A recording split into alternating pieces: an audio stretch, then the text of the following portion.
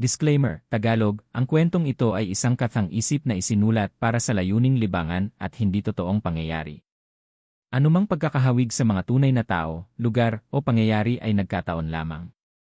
Ang istorya ay maaaring maglaman ng mga elemento ng katatakutan, kababalaghan, at kultura ng mga alamat sa Pilipinas. Angkop ito para sa mga nakatatanda. Huwag itong ituring na tunay na salaysay, bagkus ay isang malikhaing pagsasalaysay ng kwentong bayan. Pagkatapos ng ilang taon sa Maynila, napagpasyahan ni Marvin na pansamantalang lisanin ang lungsod. Napagod siya sa walang humpay na trabaho, polusyon, at ingay ng syudad. Isa pa, naghiwalay sila ng kanyang nobya matapos ang 5 taong relasyon. Nais niyang makalayo, makapagpahinga, at magmuni-muni tungkol sa bagong direksyong tatahakin sa buhay. Kaya't tinanggap niya ang paanyaya ng kanyang kumpare na si Elmer na makitira sa probinsya habang naghahanap pa siya ng panibagong trabaho. Si Elmer ay matagal na niyang kaibigan simula pa sa kolehiyo. Magkasama silang nagtrabaho sa isang kumpanya sa Makati, pero noong nagkapandemya, umuwi si Elmer sa kanilang baryo sa Visayas at hindi na muling bumalik sa lungsod. Sa tuwing nagkakausap sila online, laging masaya at magaan ang boses ni Elmer, tila ba may nahanap itong kapayapaan sa lugar na yon. Tahimik dito, bro. Wala kang maririnig kundi huni ng ibon, alon ng ilog, at minsan, tahol ng aso sa gabi, biro pa ni Elmer noon. Kaya't isang araw ng Hunyo, sumakay si Marvin sa isang provincial bus papuntang bayan ni Elmer. 2 araw ang biyahe, may kasamang bangka at habal-habal. Pagdating niya, sinalubong siya ng malamig na simoy ng hangin, taniman ng mais at palay, at ang matataas na puno ng niyog na tila may sariling kwento. Pagkarating sa bahay ni Elmer, agad siyang sinalubong nito. Per. Sa wakas, nandito ka na rin. Welcome sa paraiso, masiglang bati ni Elmer habang niyayakap siya. Wala ka munang isipin dito kundi kumain, matulog at mag-relax. Malaki at medyo luma ang bahay ni Elmer. Isa itong ancestral house, gawa sa kahoy, may 2 palapag, at napapalibutan ng makakapal na halaman. Tahimik ang paligid, masyadong tahimik. Wala ni isang kapitbahay na malapit. Tanging ang huni ng mga kuliglig at pagaspas ng dahon ang maririnig sa gabi. May kaunting kaba si Marvin, ngunit agad din iyong napawi nang ipakilala ni Elmer ang kanyang partner na si Lyra. Si Lyra ay isang magandang babae na may maamong mukha, mapuputing balat, at malamlam na mga mata. Buntis ito, ayon kay Elmer, 8 buwan na raw. Tahimik lang ito at bihirang magsalita, pero kapag mumiti, parang may misteryong taglay. Nagmano si Marvin at mumiti rin. Congratulations po, ate, sabi niya. Sa mga unang araw ng pananatili ni Marvin, naging maayos naman ang lahat. Madalas siyang sinasamahan ni Elmer sa bukirin, tinuturuan kung paano magtanim ng mais, at pinapakilala sa ilang mga taga-barangay. Ngunit kahit na masaya at maaliwalas ang araw, iba ang gabi. May kakaibang pakiramdam si Marvin sa tuwing sasapit ang dilim. Isang gabi, habang nagkakape siya sa balkonahe ng bahay, napatingin siya sa madilim na bahagi ng kakahuyan sa likod ng bahay. Doon niya namataan ang isang aninong tila gumagalaw.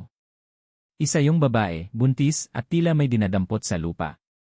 Akala niya ay si Lyra, pero nang silipin niya sa bintana, naroroon pa rin ito sa loob, mahimbing na natutulog. Kinabukasan, ikinuwento niya ito kay Elmer. Pre, baka naidlip ka lang. Wala namang tao sa likod. Puro tanim yon, sagot ni Elmer habang tumatawa. Sa kadelikado doon, may mga ahas pa nga. Huwag ka nang tumambay doon paggabi. Ngunit hindi mapakali si Marvin. Sa mga sumunod na araw, lalong lumalakas ang kutob niyang may hindi tama. Napapansin niyang bihira nang lumabas si Lyra sa umaga. Lagi itong nasa silid, at kung lumalabas man, madaling araw o hating gabi. Minsan, sa gitna ng gabi, may naririnig siyang kakaibang kaluskos sa bubong, kasunod ng tila kalmot ng hayop sa kahoy. Nang minsang tanungin niya si Elmer, sinagot siya nito ng, mga pusa lang yan. Sanay ka lang kasi sa kondo na walang bubong. Dahil ayaw niyang maging bastos, sinubukan na lang ni Marvin na baliwalain ang mga naririnig. Ngunit sa kanyang isipan, unti-unting pumapasok ang mga alamat ng mga aswang na ikinukwento ng kanyang lola noon. Mga babaeng buntis na may kakayahang magbago ng anyo. Mga nilalang na lumilipad sa gabi at kumakain ng sanggol. Ngunit hindi niya maisip na totoo ang mga ito hanggang ngayon. Isang hapon, habang nag-iisa siya sa bahay at nagpapahinga sa sofa, may narinig siyang tunog sa kisam. Ngunit hindi ito simpleng kaluskos, kundi tunog ng mabibigat na yabag. Mabagal sunod-sunod. Parang may taong naglalakad sa bubong. Tumigil siya. Naghintay. At muling narinig iyon. Lilwen. Lilwen. Lilwen. Tumayo siya, kinuha ang flashlight at umakyat sa itaas. Sa kwartong katabi ng silid nina Elmer at Lyra, may nakitang siwang ang kisam. Lumapit siya at sinilip ito. Walang laman.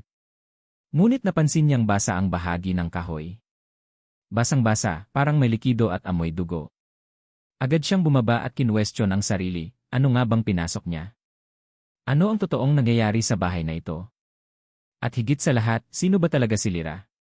Simula noong nakita ni Marvin ang anino ng buntis na babae sa likod ng bahay, hindi na siya mapakali. Kahit pilitin niyang kumbinsihin ang sarili na bunga lang iyon ng pagod o guni-guni, paulit-ulit pa rin itong bumabalik sa kanyang isipan.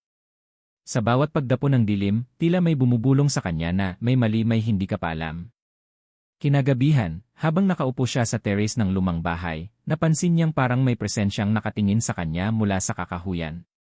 Malayo pero sapat para maramdaman ang bigat ng mga matang iyon. Muli niyang nakita ang parehong figura, isang buntis na babae, nakaputi, at tila hindi naglalakad kundi dumudulas sa lupa. Pinagmasdan niya ito sa mahabang sandali, pero parang walang pakialam ang babae sa kanyang presensya. Tila may hinahanap ito sa lupa, gumagapang at kinakalikot ang mga dahon, lupa, at ugat ng halaman. Ngunit ang pinakakakaiba, kahit madilim at malamig ang gabi, tila walang hangin sa paligid ng babae. Tahimik ang lahat. Walang kuliglig, walang huni ng insekto, parang patay ang buong paligid. Lyra, mahinang bulong ni Marvin habang unti-unting lumapit. Ngunit bago pa siya makababa ng terrace, biglang tumayo ang babae at sa isang iglap ay nawala ito sa dilim. Wala siyang narinig na yabag o kaluskos, ni walang senyales ng pagtakbo o pag-alis. Nawala na parang usok. Sa sobrang gulat, napaatras si Marvin at muntik nang matapilok sa silyang inuupuan. Kinabukasan, mas lalo siyang naging mapagmatsyag.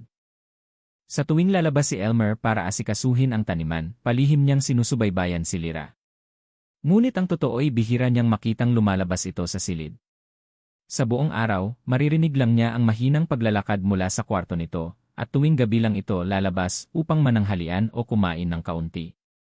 Wala ring masyadong imik si Lyra, ni hindi siya tumititig ng matagal kay Marvin. Minsan, sinubukan niyang tanungin si Elmer ng direkta. Pere, si Ate Lyra ba taga rito talaga? Napatingin si Elmer at bahagyang ngumiti, pero may halong pag-iwas sa mga mata niya. Hindi masyado. Sa kabilang baryo siya. Nakilala ko lang siya nang minsang dinalaw ko yung tiyuhin ko roon. Mabait naman siya, medyo tahimik lang talaga.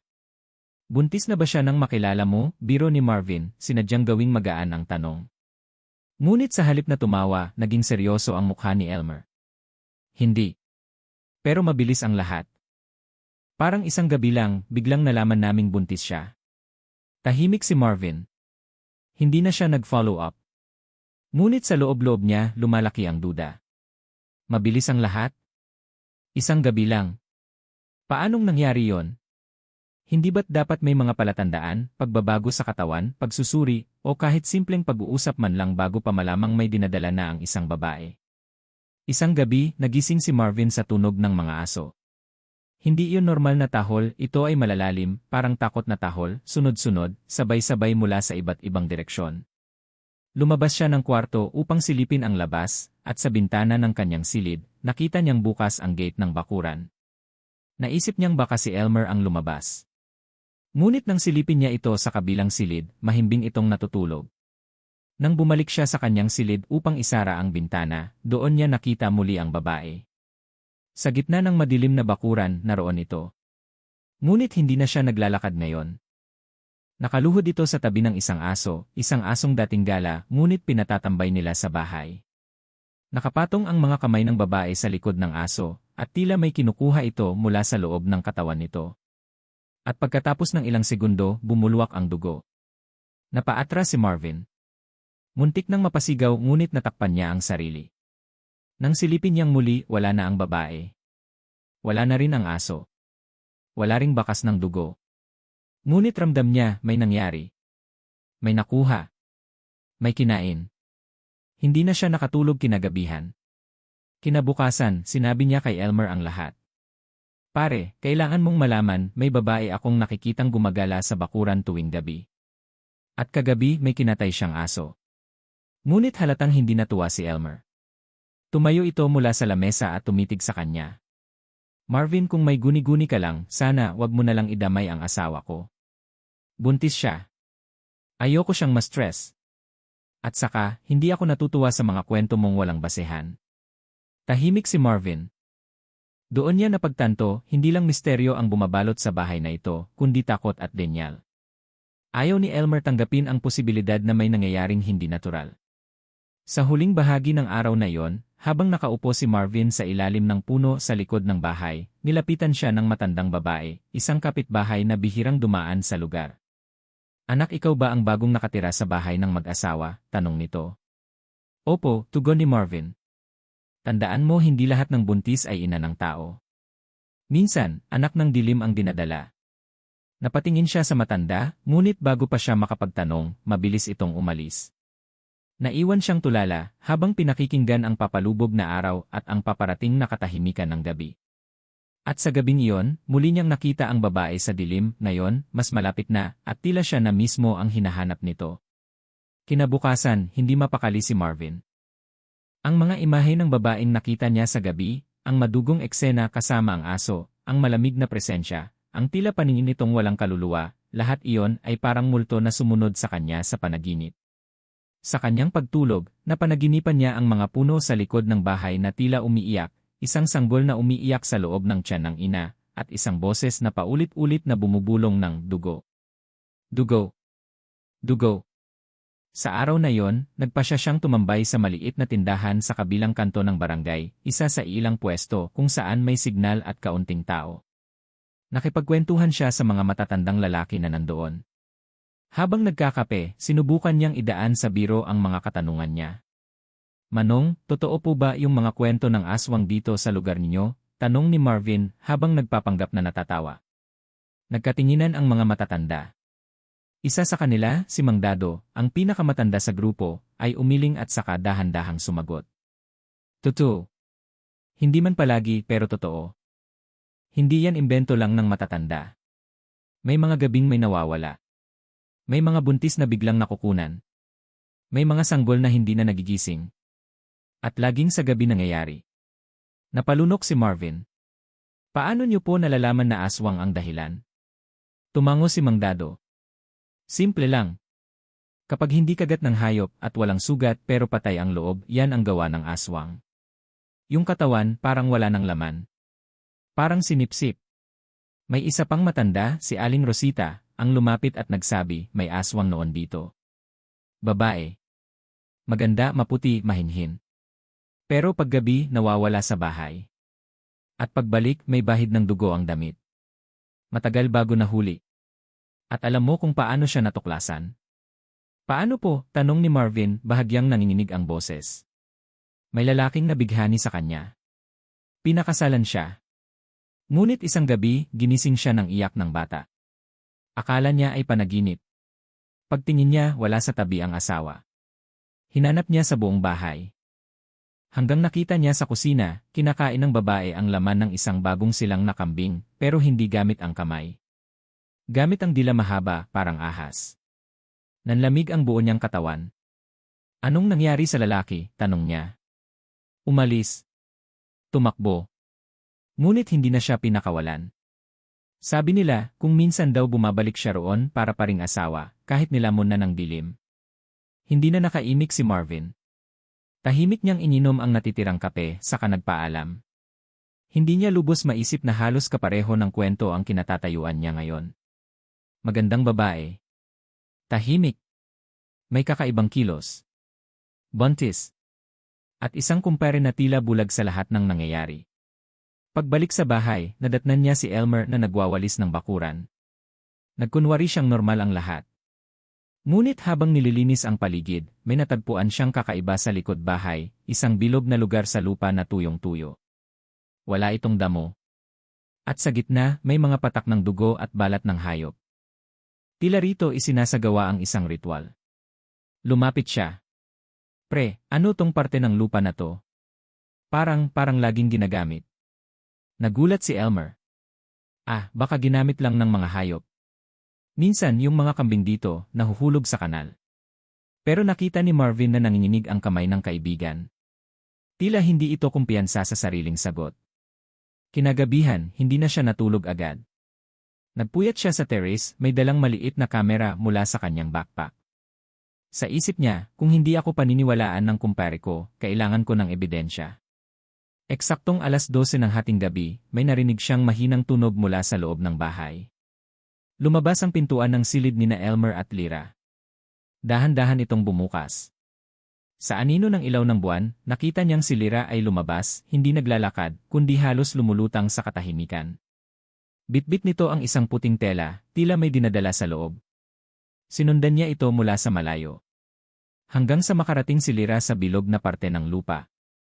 Doon, ibinuka nito ang tela. Isang bagong silang nakuting ang laman, buhay pa. At sa mga sumunod na segundo, nakita ni Marvin ang hindi niya kailanman makakalimutan. Mula sa likod ni Lyra, unti-unting bumuka ang balat sa likod. Lumabas ang tila mahahabang pakpak ng paniki, basa at madugo. Ang kanyang mga matay nagbago, naging dilaw, makintab, at may bakas ng gutom na hindi tao. At bago pa makakilos si Marvin, hinigop ni Lyra ang kuting gamit ang mahabang dila mula sa layo. Isang hinalang, at wala na ang kuting. Napaatras siya. Muntik na siyang makalikha ng ingay, pero agad siyang nakatakbo pabalik ng bahay. Mabilis siyang pumasok sa kwarto, nagsara ng pinto, at pinilit na kontrolin ang takot na bumabalot sa kanyang kaluluwa. Ngayon ay sigurado na siya. Hindi alamat ang mga kwento sa tindahan. Hindi katang-isip ang mga binalaan sa kanya. Ang aswang na nabuntis, ang nilalang ng dilim, narito ito. At ang kumpare niyang si Elmer ay ama ng sanggol ng isang nilalang na halimaw. Kinabukasan, tila bumigat ang buong paligid ng bahay. Para bang mismong hangin ay nakikisama na sa itinatagong lihim. Maaga pa lang ay nagsimulang mag-empake si Marvin. Hindi niya na kayang manatili pa sa bahay na yon, isang bahay na ngayon ay tila kulungan ng isang nilalang na hindi dapat kasama ng mga tao. Ngunit bago siya makaalis, dumating si Elmer mula sa bukid. Hindi siya mapakali habang sinusubukang maging kalmado. Pare, anong balak mo? Aalis ka na? Tanong ni Elmer, halatang naguguluhan. Pasensya ka na, bro, sagot ni Marvin habang iniwasan ang mga mata nito. May emergency lang sa Maynila. Kailangan ko lang bumalik. Pero si Elmer ay hindi papayag na ganoon lang. Tinapik niya sa balikat si Marvin at tinanong ito ng diretsyo. Pare, may nakita ka ba? Tumigil si Marvin. Sa mga panahong ito, wala na siyang silbi pang magtago ng nalalaman. Tumango siya. Gabi-gabi akong nakakakita ng mga bagay na hindi ko maintindihan. Yung anino sa likod ng bahay. Yung tunog sa bubong. Yung kuting kagabi. Alam kong hindi lang ako nag-iisa sa nakakakita nito, Elmer. Alam kong alam mo. Tahimik si Elmer. Tila bumagsak ang buong mundo sa kanyang mga balikat. Sa mahabang panahon, ito na ang unang beses na nakita ni Marvin ang kumpare niyang hindi makatingin ng diretsyo, tila ba nilalamon ng konsensya. Pasok tayo sa loob, mahina nitong sabi. Sa loob ng bahay, sa madilim na salas, naupo sila. Si Elmer ay tila isang batang pinagsabihan ng mahigpit ng kanyang ama. At doon, unti-unti niyang inilabas ang kwento na hindi niya kailanman sinabi kahit kanino. Marvin, 2 taon na akong naninirahan dito noong una ko siyang nakita. Si Lyra. Hindi ko alam ang tunay niyang pangalan. Basta nakita ko siya isang gabi sa may ilog. Basang-basa, duguan, walang malay. Tinulungan ko siyang makauwi pero wala siyang maalala. Akalain mong pagkalipas ng 1 linggo, okay na siya. Tahimik, mahinhin, parang hindi nanggaling sa trahedya. Wala siyang pamilya, wala siyang gustong balikan. Sabi niya, dito na lang daw siya.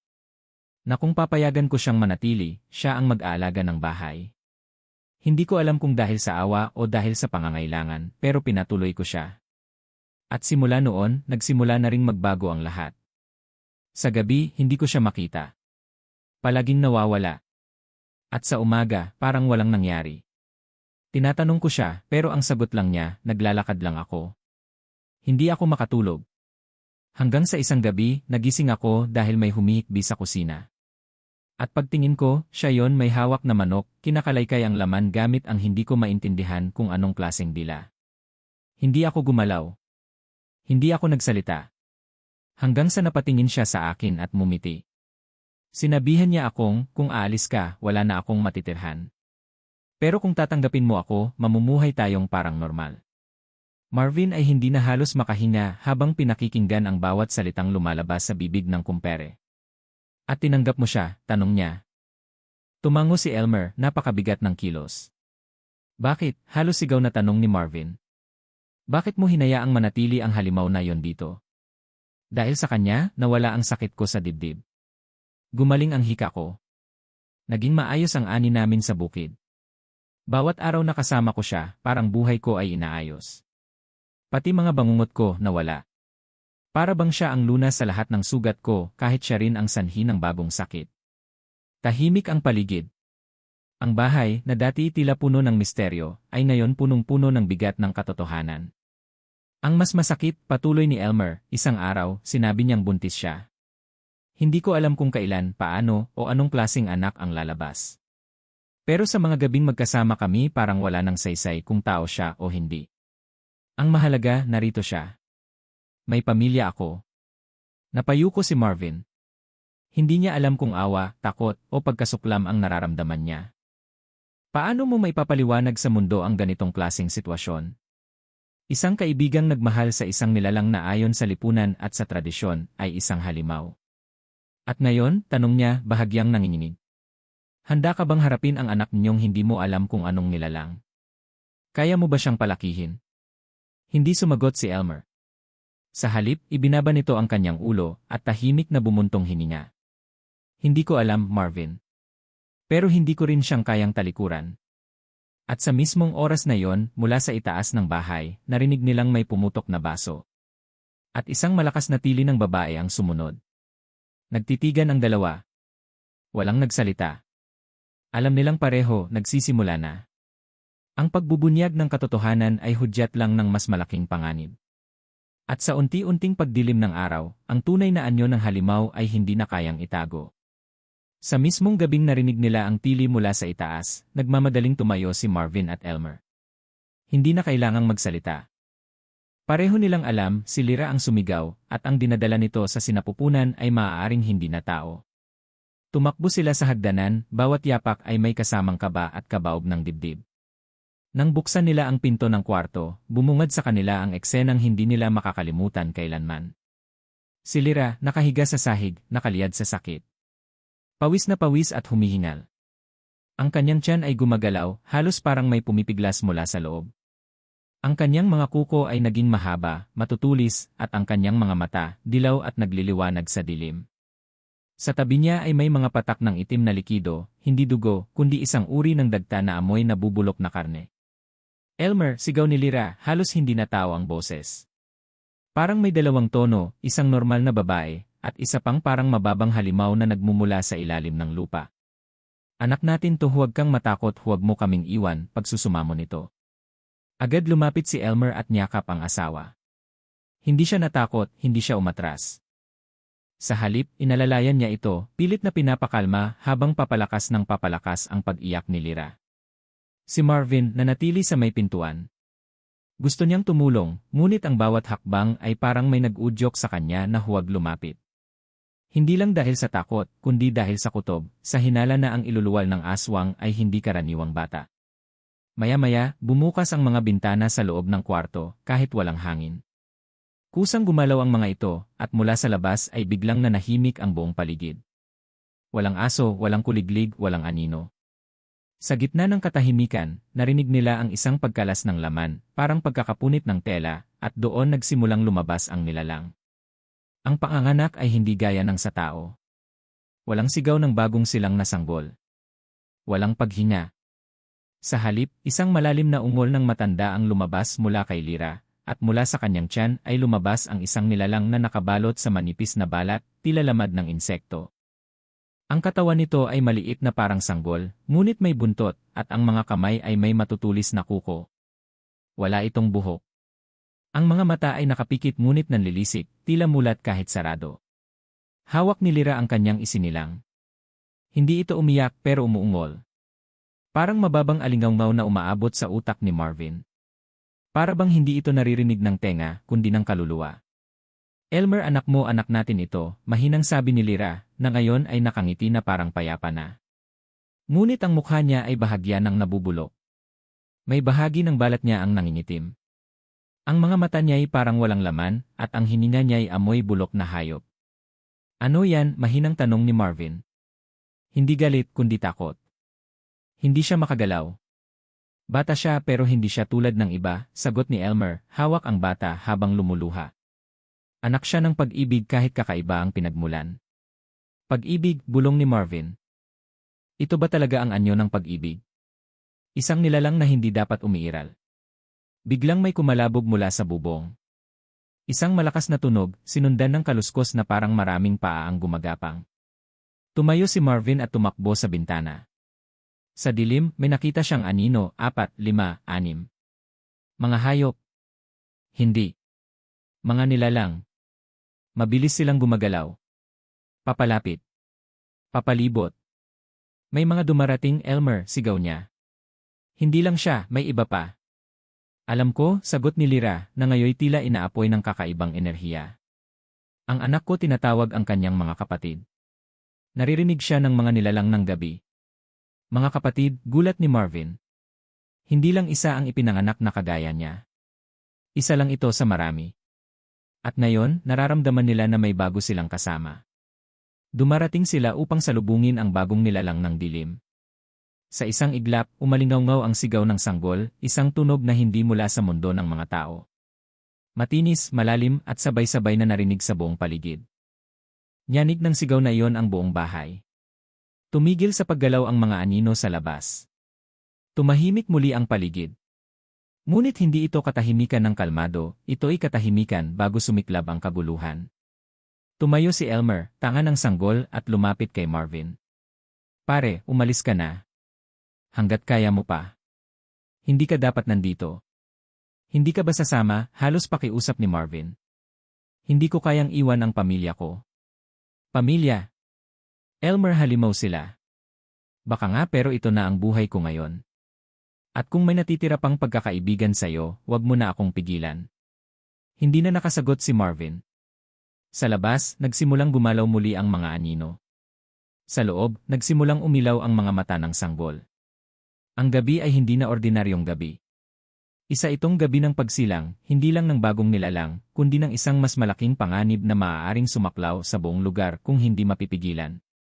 Sa huling sandali, habang papalabas si Marvin ng bahay, napalingon siya. At doon niya nakita si Elmer, niyayakap si Lyra, habang hawak ang kanilang sanggol, tatlong nilalang, magkayakap, sa gitna ng kadiliman. Makalipas ang ilang araw mula sa gabing iyon, nanatili si Marvin sa isang maliit na silungan sa kabilang barangay. Hindi siya bumalik sa Maynila. Hindi dahil wala siyang pera o plano, kundi dahil may hinahatak sa kanya pabalik, isang pakiramdam na parang may kailangang tapusin. Habang siya'y nananatiling tago, patuloy niyang pinagmamasdan mula sa malayo ang bahay ni na Elmer. May mga gabi pa rin na naririnig niyang parang may humuhuni mula sa kakahuyan. Minsan, tunog sanggol. Minsan, parang huni ng hayop. Ngunit laging nakapangingilabot. Sa gitna ng lahat ng iyon, isang umaga, habang naglalakad siya sa gilid ng ilog malapit sa bahay ni na Elmer, nakasalubong niya ang isang matandang babae, si Aling Maria, kilala sa barangay bilang albularyo. Matagal na raw itong tumigil sa panggagamot pero sinasabing marami pa rin itong nalalaman tungkol sa mga nilalang ng kadiliman. Marvin, bungad ng matanda, alam kong alam mo na. Napalingon siya. Ano pong ibig niyong sabihin? Ang bata ang isinilang sa bahay na yon hindi basta bata. Iyon ang tinatawag sa lumang pangalan na anak ng talinghaga. Sila ang mga nilalang na ipinanganak mula sa tao at aswang. Bihira lang silang mangyari. Ngunit kapag nangyari, may dalawa lamang na daan, magiging ganap siyang halimaw o magiging mas masahol pa. Mas masahol pa sa aswang, gulat ni Marvin. Mas masahol, sagot ng matanda, dahil ang mga kagaya niya ay hindi agad tinatablan ng banal na bagay. Marunong silang umiyak, ngumiti at magpanggap. Nakakakuha sila ng tiwala. At kapag naging ganap na, kaya nilang manipulahin ang mga tao, hindi lang upang kainin, kundi upang sambahin. Napatigil si Marvin. Napatingin siya sa malayo, sa direksyon ng bahay. Isang sandaling katahimikan. Tila biglang gumaan ang hangin. Kinagabihan, sa kabila ng babala ni Aling Maria, bumalik siya sa bahay ni Elmer. Hindi na siya nagdalawang isip. Hindi dahil sa tapang, kundi sa pangangailangang malaman kung anong klaseng nilalang nga ba ang batang iyon. Pagdating niya sa bakuran, nagulat siyang walang kandado ang gate. Bukas. Tahimik ang paligid. At ang bahay, tila mas luma, mas madilim, mas malamig. Tinawag niya, Elmer. Walang sumagot. Pagpasok niya, doon niya nakita ang bata. Nakaupo ito sa sahig, hawak ang isang laruan na gawa sa pinirasong kahoy. Ang itsura nito, malaanghel. Maputi, maamong mukha, kulot ang buhok. Isang tunay na kaibig-ibig na sanggol. Ngunit may isang bagay na hindi maipaliwanag ni Marvin. Sa tuwing titignan niya ito sa mata, parang may ibang nilalang sa loob. Parang may isdang nakasilip mula sa balon, tahimik ngunit mapanganib. Lumapit si Elmer mula sa kusina. Pare, mahinang bati nito. Mapayat na siya, maputla, at tila pagod. Salamat at bumalik ka. Hinanap kita. Gusto kitang kamustahin. Gusto kong makita ang bata, sagot ni Marvin habang dahan-dahang lumilinga sa paligid. Masaya siya ngayon. Tahimik. Pero minsan-minsan hindi ko rin siya maintindihan, pag-amin ni Elmer. May mga oras na napapansin kong kinakausap niya ang sarili niya. Minsan, biglang umiiyak ang mga manok sa likod tapos susunod, patay na. Gaano kadalas yon? Halos gabi-gabi. Lumapit si Marvin sa bata. Napatingin ito sa kanya. Kumindat. Isang simpleng kilos. Pero para kay Marvin, iyon ay hindi inosente. Hindi normal. Sa kanyang likod, tila may malamig na hiningang dumaan. At sa mismong oras na yon, pumasok si Lyra mula sa silid, mukhang mas mahina na, mas marupok. Tila nawawalan ng lakas habang lumalakas ang anak nito. Pumupunta sa panaginip ko ang anak natin, Elmer, anya. Sinabi niyang hindi siya naririto para manakit. Narito siya para gabayan tayo. Na hindi na tayo kakailanganing matakot kailanman. Ngunit para kay Marvin, ang bawat salitang iyon ay parang kasinungalingan. Alam niyang may mas malaking plano ang nilalang na yon. Hindi siya isang ordinaryong sanggol na magiging tahimik sa isang liblib na baryo. Ang kanyang presensya ay lumalawak. At kung hindi pipigilan, baka dumating ang panahon na hindi na lang si Elmer at Lyra ang sasamba sa kanya, kundi buong bayan. Sa huling bahagi ng gabi, habang nakaupo si Marvin sa terrace, lumapit muli ang bata. Tahimik. Ngumiti. At sa likod nito, ang anino ng ina, ngunit hindi anyo ni Lyra. Isa itong aswang, mahaba ang dila, may pakpak, at dilaw ang mata. Nagsalita ang bata. Hindi ka pa handang lumaban, Tito Marvin. Pero darating din ang gabi na ikaw mismo ang lalapit at magmamakaawa. Pagkasabi nito, biglang tumigil ang oras. Tumigil ang hangin. Tumigil ang gabi. At sa isang kisap mata, nawala sila. Bata, ina, ama, at ang bahay ay tila isang abandonadong estruktura lamang. Na parang wala nang nakatira roon ng matagal. Makalipas ang ilang araw mula sa huling pagkikita, tuluyan nang lumisan si Marvin sa baryo. Ngunit kahit nasa kabilang lalawigan na siya, kahit nasa mataong lugar na muli, ang alaala ng bata at ng kanyang mga magulang ay hindi siya tinantanan.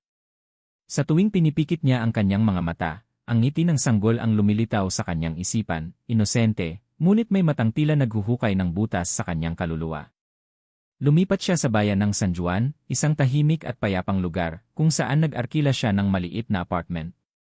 Doon niya sinimulang isulat ang lahat, bawat detalye ng naranasan sa probinsya ni Elmer. Inilagay niya sa journal, mga tunog sa bubong, mga aninong dumadalaw tuwing hating gabi, ang nilalang na isinilang, at ang kaibigang piniling yakapin ang kadiliman. Ngunit habang sinusulat niya ang mga ito, napansin niyang may kakaibang pattern sa kanyang paligid. Mula sa kanyang munting bintana, may batang laging nakatayo sa kanto ng kanyang kalye. Tila naglalaro. Pareho ng edad at taas ng kisanggol na anak ni Lyra, ngunit paano? Isang hapon, hindi na siya nakatiis. Lumapit siya sa batang iyon. Hay, saan ka nakatira? Tanong ni Marvin. Ngumiti ang bata. Hindi ko po alam. Basta dito lang ako. Anong pangalan mo? Makoy. Makoy, bulong ni Marvin nanginginig. Hindi maaaring siya yon. May nanay ka ba? Opo. Maganda siya. Pero natutulog na siya ngayon. Matagal ng tulog. Tumindig ang balahibo ni Marvin. Muli niyang tinignan ang bata, parehong mata, parehong titig, parehong ngiti. Isang damdaming hindi niya maipaliwanag ang bumalot sa kanyang katawan. Parang nawala ang lahat ng ingay sa paligid. Parang bumalik siya sa lumang bahay. Biglang dumaan ang isang tricycle, at sa sandaling iyon, nawala ang bata. Hindi na niya ito nakita sa kanto. Para bang lumusot ito sa hangin. Nang tanungin niya ang tindera sa karinderya malapit sa kanto, sagot nito, "Ha? Wala namang batang ganon dito." Karamihan sa mga bata sa lugar na to nasa eskwelahan tuwing hapon. Kinagabihan, habang nasa kanyang apartment, naputol ang kuryente. Wala ring signal. Isang madilim na gabi, tahimik, hindi normal. Sa labas ng kanyang bintana, may narinig siyang huni. Muli, hindi huni ng kuliglig, kundi ng isang bagay na malalim, parang hinahaplos ang kanyang tenga. Creak! Creak! Isang uri ng tunog na tila insekto, ngunit may ritmo. Parang may binibigkas sa ibang wika. Nagsimula siyang makaramdam ng hilo. Napaupo siya. Sa pagdilat ng kanyang mata, may isang nilalang sa gilid ng kanyang sala. Nakaluhod. Maliit. Bata. "Hi Tito Marvin," bulong nito. "McCoy?" Tumango ito. "Ba't ka nandito? Gusto kitang tulungan. May darating kasi. Gusto ka nilang makita." Sino ang gustong makakita sa akin? Halos hindi na makahinga si Marvin. "Sila," sagot ng bata habang dumungaw sa bintana. Sa labas, may mga matang nagliliwanag. Hindi isa. Hindi lima. Kundi dose-dose ng mata, dilaw, pula, puti. May gumagapang. May lumilipad. May tila nakatayo sa kisam. Mga nilalang na hindi mo makikita sa liwanag, kundi sa gilid ng dilim. Pinakawalan na nila ang una. "Ako lang ang una," patuloy ni McCoy. "Pero marami pa. Hindi na lang sa probinsya. Hindi na lang sa gubat. Nasa bayan na rin kami. Sa lungsod. Sa tabi mo. Sa likod mo." "Hindi," sigaw ni Marvin, sabay tayo at lapit sa pinto. Ngunit hindi siya makagalaw. Parang may humahawak sa kanyang mga binti. "Nandito kami hindi para manira," bulong ni McCoy, "kundi para maging bahagi. Para palitan ang mga hindi na naniniwala." Maya-maya, kumurap si Marvin at wala na ang bata. Biglang bumalik ang kuryente. Umandar ang bentilador. Nawala ang mga mata sa labas. Pagtingin niya sa kanyang mesa, naroon ang kanyang journal. Bukas. At may bagong pahina. Isang mensaheng hindi niya isinulat, "Ikaw ang tagapagsalaysay. Sa'yo magsisimula ang paniniwala. Paniniwala ang kailangan namin." Nangilabot si Marvin. Hindi na siya ang simpleng saksi, siya na ngayon ang magiging daan para makapasok ang mga nilalang na ito sa mas maraming isip, sa mas maraming puso. At kung hindi niya ito pipigilan, baka ang kwento ay hindi na lang kwento. Baka maging katotohanan ng mundo. Lumipas ang 3 buwan mula nang huling magpakita si McCoy sa apartment ni Marvin. 3 buwang tahimik, ngunit punang kaba at katanungan. Sa panlabas, parang bumalik na ang normal sa kanyang paligid, may signal na, may ilaw, may ingay ng lungsod. Ngunit sa loob niya, alam niyang may nagbabadyang pagsabog. Nagsimula siyang magsaliksik. Bawat tala sa lumang aklatan, bawat kwento ng matatanda, bawat alamat na tungkol sa mga anak ng nilalang at tao, tinipon niya. Sa bawat detalye, lalong naging malinaw sa kanya, si McCoy ay hindi natatangi. Sa kasaysayan ng mga liblib na baryo, sa mga nawawalang sanggol at misteryosong panganganak, paulit-ulit na lumilitaw ang ideya ng mga nilalang na may kakayahang magtago sa anyong tao. Isang hapon, habang nag-iisa sa silid, muli niyang binuklat ang kanyang journal. At doon, sa huling pahina, lumitaw ang bagong mensahe, tila kusa itong isinulat, gamit ang hindi kilalang tinta, "Ang kwento mo ay naging tulay. At sa tuwing binabasa ito ng iba, dumadaan kami." Napamulagat si Marvin. Dali-dali siyang tinignan ang analytics ng kanyang blog kung saan niya pinost ang unang bahagi ng kwento.